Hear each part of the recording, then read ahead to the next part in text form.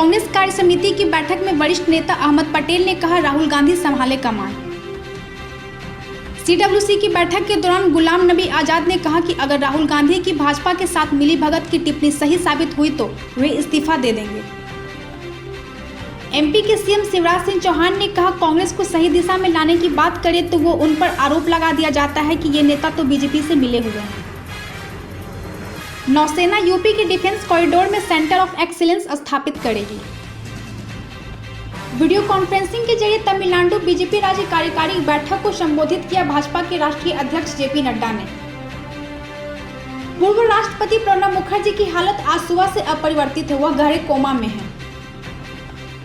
भारत बना भाग्यशाली, कोरोना संक्रमण की वजह से सबसे कम मृत्यु भारत में हुई है। कोविड-19 की मार से रोजगार की तलाश में पलायन कर रहे पश्चिम बंगाल के बुनकर। बिहार राज्य शैक्षणिक आधारभूत संरचना विकास निगम लिमिटेड के नवनिर्मित भवन का उप मुख्यमंत्री सुशील मोदी ने किया उद्घाटन। पीएम केयर्स फंड ट्रस्ट ने डीआरडीओ द्वारा पटना और मुजफ्फरपुर में 500 बेड कोविड-19 मेकशिफ्ट अस्पतालों की स्थापना। संसद के सत्र में ओवैसी एक प्राइवेट मेंबर बिल लाकर चेहरे की पहचान और रिमोट बायोमेट्रिक सर्विलांस पर बैन लगाने की मांग करेंगे। हरियाणा विधानसभा स्पीकर ज्ञानचंद्र गुप्ता कोरोना से संक्रमित पाई गई हैं। वे होम आइसोलेशन में हैं और उनका स्वास्थ्य स्थिर है।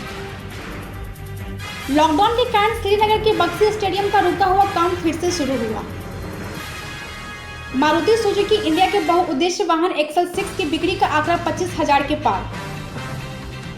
गुजरात के भुज में भारी बारिश से बाढ़ जैसे हालात बन गए हैं, जिससे आम लोगों का जीवन अस्त व्यस्त हो गया है।